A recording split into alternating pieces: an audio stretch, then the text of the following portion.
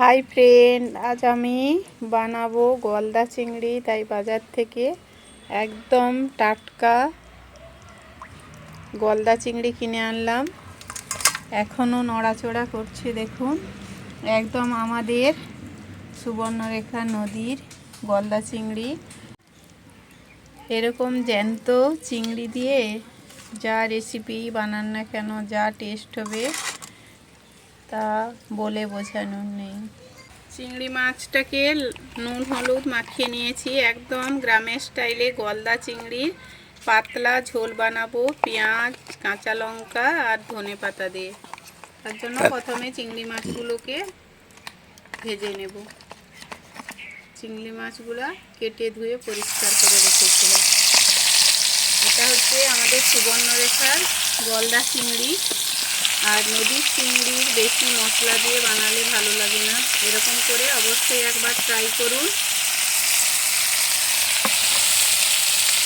এখন চিংড়ি মাছগুলো ভাজা হয়ে গেছে, দেখুন কত সুন্দর ঘেলু বেরাচ্ছে, লাল লাল। আর চিংড়ি মাছটা আমি নামিয়ে রেখে দিচ্ছি।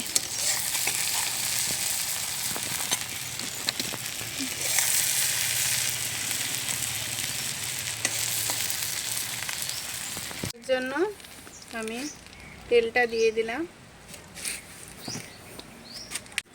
আমার নিজের হাতে লাগানো বেগুন গাছ আর এখানে ধনেপাতা, তাই এখান থেকে একটু ধনেপাতা, টাটকা ধনেপাতা, একদম সার ছাড়াই এই ধনেপাতার স্বাদ আর গন্ধ অনেকটাই আলাদা।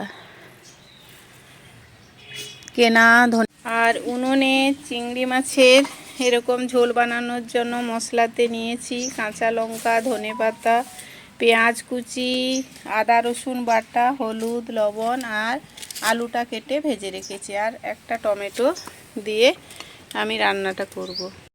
কাঁচা লঙ্কাটা ফোড়ন হিসাবে দিলাম। যেহেতু আমি চিংড়ি মাছের ফ্লেভারটা রাখার জন্য করছি, তাই প্রথমে কাঁচা লঙ্কা ফোড়ন দিয়ে পেঁয়াজটা কুচিয়ে রেখেছিলাম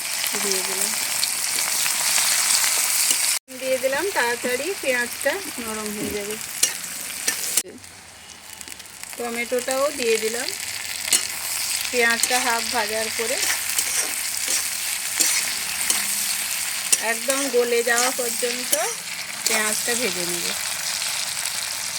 পেস্টটা দিয়ে দিলাম একটু, তার সঙ্গে মশলা ধোয়া জলটাও দিয়ে দিলাম।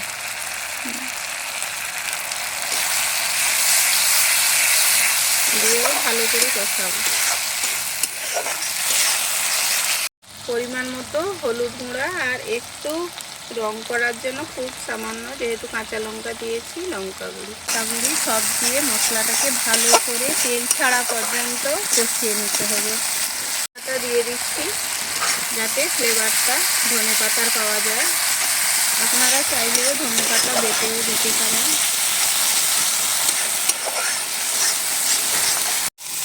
আমি এখানে কোনো ধনে জিরের গুঁড়ি দিলাম না, শুধু কাঁচা লঙ্কা, টমেটো, পেঁয়াজ, আদা রসুন দিয়ে ঝোলটা বানালাম। এখন আলুটা, ভেজে রাখা আলুটা দিয়ে দিলাম। আলুটা দিয়েও আমি ভালো করে একটু কষিয়ে নেব। এখন আলু আর মশলাটা ভালো করে কষিয়ে নিয়েছি। এখন পরিমাণ মতো জলটা দিয়ে দিলাম ঝোল বানানোর জন্য।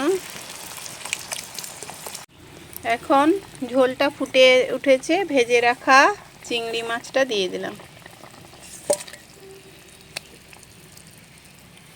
আরও একটু অল্প আছে, হালকা আছে কাঠের উনুনে আরও 15 মিনিট আমি এটা ফুটাবো। এখন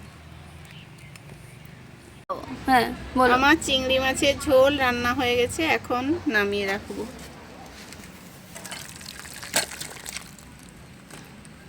আমার এই রান্নাটা যদি আপনাদের ভালো লাগে, প্লিজ একটু লাইক, সাবস্ক্রাইব, কমেন্ট করবেন, যাতে আমিও উৎসাহের সঙ্গে আরও এরকম রান্নার ভিডিও দিতে পারি।